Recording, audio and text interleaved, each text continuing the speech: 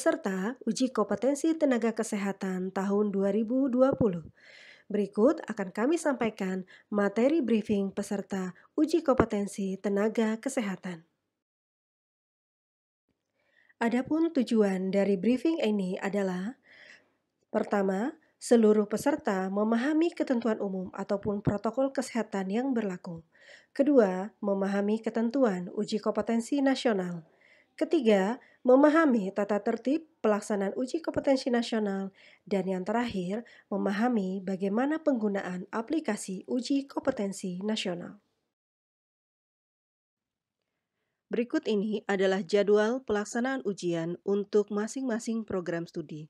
Untuk D3 Kebidanan, D4 Kebidanan dan Pendidikan Profesi Bidan pada tanggal 18-20 Juli 2020, Nurse, D3 dan D4 Elektromedis, D3 dan D4 Terapi Gigi pada tanggal 25-27 Juli 2020. D3 dan D4 Keperawatan, D3 Sanitasi, D4 Sanitasi Lingkungan, D3 dan D4 Gizi, D3 dan D4 Teknologi Laboratorium Medis, D3 Teknik Gigi, D3 Rekam Medis, D3 Radiologi, D3 Optometri, D3 Fisioterapi, D4 Fisioterapi, D3 dan D4 Keperawatan Anestesi akan dilaksanakan pada tanggal 8 hingga 10 Agustus tahun 2020. Waktu ujian. Waktu dan sesi pelaksanaan ujian untuk masing-masing peserta dapat dilihat di kartu peserta ujian. Adapun pelaksanaan sesi 1, 3, dan 5 pada wilayah Indonesia Barat pada pukul 8.30 sampai 11.30, Indonesia Tengah pada pukul 9.30 sampai 12.30, Indonesia Timur pada 10.30 sampai 13.30. Untuk sesi 2, 4, dan 6 dimulai pada pukul 13 sampai 16 pada waktu Indonesia Barat, pukul 13.30 sampai 16.30 pada Indonesia Tengah, 14.30 sampai 17.30 pada wilayah Indonesia Timur. Perlu diperhatikan, khusus untuk bidan di sesi 2 akan dimulai pada pukul 14 di wilayah Indonesia Tengah. Dan di antara waktu sesi 1, 2, 3, 4, 5, dan 6 ada karantina yang dapat dilihat jadwalnya pada tayangan ini.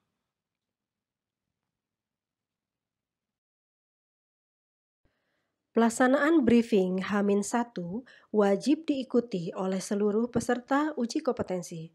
Pelaksanaan briefing saat ini dilakukan secara daring atau online. Berikut ini ketentuan umum bagi seluruh peserta. Pertama, menjaga kesehatan atau imunitas tubuh. Kedua, makan atau sarapan pagi atau makan siang yang cukup sebelum berangkat ke lokasi ujian. Tidak mampir ke tempat lain saat datang dan pulang. Tidak berkerumun selama di lokasi CBT. Segera setelah sampai di rumah, mandi dan ganti pakaian. Saat tiba di lokasi ujian, akan dilakukan verifikasi peserta. Yang harus diperhatikan oleh setiap peserta adalah membawa kartu peserta yang telah dikirimkan oleh admin prodi. Peserta harus menunjukkan bukti identitas bisa berupa KTP, SIM, paspor, atau identitas lain yang ada fotonya. Dan juga ijazah atau surat keterangan yudisium yang ditunjukkan kepada pengawas. Peserta wajib membawa bukti briefing berupa foto atau gambar saat mengikuti briefing. Bagi yang memiliki kendala saat briefing, misalnya gangguan jaringan, materi briefing dapat diunduh melalui web uknakes.kemdikbud.go.id. Terkait dengan kondisi pandemi COVID-19, ada beberapa ketentuan khusus yang perlu diperhatikan oleh seluruh peserta. Pertama, cuci tangan dengan sabun atau menggunakan hand sanitizer sebelum memasuki ruang tunggu atau ruang karantina ujian. Kedua, mengganti masker dari rumah dengan masker bedah yang diberikan oleh panitia saat peserta sampai di lokasi CBT. Ketiga, memakai sarung tangan yang diberikan oleh panitia. Keempat, pemeriksaan suhu tubuh sebelum masuk ruang ujian menggunakan termogan. Peserta yang dalam kondisi sakit dan suhu di atas 37,5 derajat Celcius dalam 2 kali pengukuran tidak diperkenankan untuk mengikuti ujian. Terakhir, pemeriksaan peserta sebelum masuk ke ruang ujian menggunakan metal detektor. Selanjutnya adalah penjelasan tentang pelaksanaan ujian. Pada hari pelaksanaan ujian, peserta diharapkan hadir 90 menit sebelum waktu ujian. Peserta sudah berada di ruang ujian 30 menit sebelum waktu ujian berlangsung. Ujian akan dilaksanakan selama 180 menit berturut-turut tanpa jeda. Bagi profesi bidan, pelaksanaan ujian akan dilaksanakan selama 200 menit dengan jumlah soal 180 kecuali untuk bidan profesi, sebanyak 200 soal. Tidak ada sistem minus dalam pelaksanaan ujian, oleh karena itu jawablah semua pertanyaan yang ditanyakan. Tata tertib pelaksanaan ujian yang harus dipatuhi oleh seluruh peserta ujian. Peserta mengenakan pakaian berlengan panjang, sopan, rapi, dan bersepatu. Membawa alat sholat dan keperluan pribadi. Tidak diperkenankan menggunakan kaos oblong, celana atau rok jeans atau corduroy dan sejenisnya, sandal jepit atau sandal dalam bentuk dan model apapun. Alat komunikasi seluruhnya harus dimatikan dan disimpan di dalam tas, tidak dibawa ke tempat duduk peserta. Untuk penunjuk waktu digunakan adalah layar yang ada di monitor, sehingga peserta tidak perlu membawa atau menggunakan arloji. Selanjutnya, seluruh barang-barang termasuk buku, catatan, atau tas peserta dikumpulkan di tempat yang telah disediakan oleh panitia ujian. Peserta dihimbau untuk tidak membawa barang berharga yang tidak diperlukan untuk pelaksanaan ujian. Semua barang yang tidak dapat masuk ke dalam ruang ujian disimpan di dalam tas yang dititipkan di ruang penitipan dan dalam kondisi mati atau off untuk alat elektronik. Segala risiko yang ditimbulkan karena kehilangan ataupun kerusakan barang pribadi adalah tanggung jawab setiap peserta. Peserta ujian diperbolehkan membawa obat-obatan pribadi seperti inhaler di ruang ujian, tetapi harus dititipkan kepada pengawas lokal.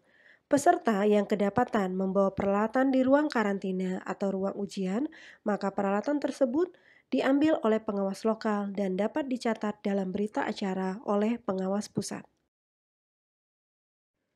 Berikut ini adalah tata tertib pelaksanaan ujian. Pada saat pelaksanaan ujian, peserta diminta memperhatikan aba-aba atau petunjuk pengawas. Peserta akan dipanggil oleh pengawas untuk memasuki ruang ujian. Peserta diminta berdiri di samping bangku peserta sampai diperintahkan duduk oleh pengawas. Tidak diperkenankan menggunakan atau mengoperasikan workstation sampai diinstruksikan oleh pengawas. Serta peserta dilarang menyentuh layar monitor komputer. Kita masih akan membahas tata tertib pelaksanaan ujian, di mana peserta tidak diperkenankan meninggalkan ruang ujian tanpa seizin pengawas. Bagi peserta yang memerlukan ke kamar kecil atau toilet, diperkenankan untuk meninggalkan ruang ujian setelah diizinkan oleh pengawas. Dan perlu diingat bahwa timer waktu pelaksanaan ujian tidak akan berhenti. Bagi peserta yang telah selesai mengerjakan soal, diperkenankan meninggalkan ruang ujian setelah mendapat izin dari pengawas. Peserta tidak diperkenankan meninggalkan ruangan dengan alasan apapun terhitung sejak 10 menit sebelum ujian berakhir. Terkait dengan koreksi soal, selama ujian berlangsung tidak ada koreksi soal. Peserta yang merasa menemukan soal yang tidak tepat atau salah dapat menyampaikan kepada pengawas dan akan dicatat di berita acara pelaksanaan ujian. Pengawas ujian akan mencatat nomor peserta ujian dan nomor soal serta catatannya. Seluruh tata tertib ini perlu diperhatikan oleh peserta selama pelaksanaan ujian, karena peserta yang melanggar tata tertib ujian tidak akan diingatkan langsung oleh pengawas. Pelanggaran tata tertib akan dicatat di berita acara pelaksanaan ujian.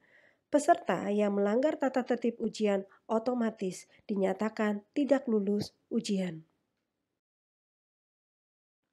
Peserta yang dinyatakan terlambat adalah peserta yang datang pada saat login ujian sudah berlangsung. Konsekuensi peserta tersebut adalah tidak diperkenankan mengikuti ujian. Hati-hati ya, semoga tidak ada yang terlambat pada saat pelaksanaan ujian. Oh ya, setelah selesai menjawab atau mengubah jawaban sebuah soal, jawaban akan langsung terekam sebagai jawaban yang valid, walau bertanda ragu-ragu. Setelah sesi ujian berakhir, karena waktu habis atau karena mengumpulkan jawaban final, semua jawaban akan dianggap sebagai jawaban final yang valid, walau ada yang masih bertanda ragu-ragu. Seperti yang telah disampaikan sebelumnya, bahwa selama uji kompetensi berlangsung, pengawas tidak akan menegur jika Anda melakukan pelanggaran. Pengawas hanya akan menuliskan pelanggaran tersebut di berita acara pelaksanaan uji kompetensi. Oleh karena itu, patuhi tata tertib dan seluruh peraturan pelaksanaan uji kompetensi dan hindarilah melakukan tindakan-tindakan yang dapat merugikan Anda atau sejawat. Berikut adalah beberapa barang yang tidak boleh masuk atau dibawa pada saat ujian berlangsung baik di ruang ujian maupun di ruang karantina, yaitu laptop atau tablet, kalkulator, jam tangan dengan alarm, komputer atau peralatan elektronik yang memiliki perangkat penyimpan, telepon seluler, alat perekam atau kamera, alat tulis, radio, buku referensi, catatan atau kertas, tas, koper, jaket atau topi, rokok dan korek dengan pematik api, makanan dan minuman kecuali air putih dalam botol transparan. Jadi harus diingat bahwa barang-barang ini diusahakan tidak dibawa pada saat hari ujian berlangsung. Kalaupun terpaksa dibawa, maka harus disimpan di dalam tas dan disimpan di dalam loker. Baik, akan kami ingatkan kembali apa yang boleh dan tidak boleh dilakukan pada saat hari pelaksanaan ujian. Yang harus kita lakukan adalah datang tepat waktu, sarapan sebelum pelaksanaan ujian, membawa bukti identitas, membawa kartu peserta ujian, berpakaian sopan dan bersepatu, serta memperhatikan posisi di mana ruang ujian akan berlangsung.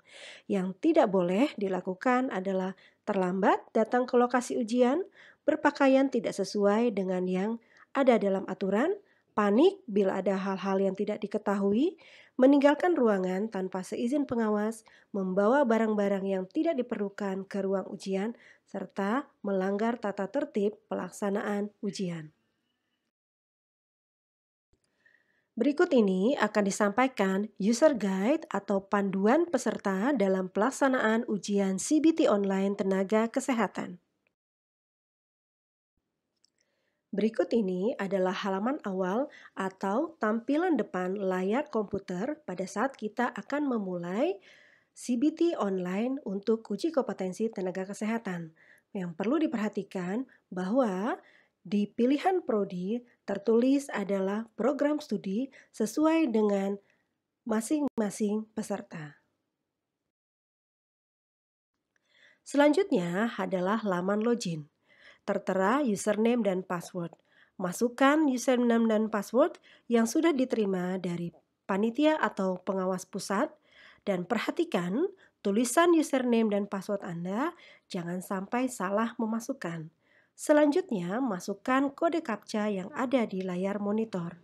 Cek kembali, jika yakin semua sudah benar, klik masuk untuk kita login ke laman memulai CBT online.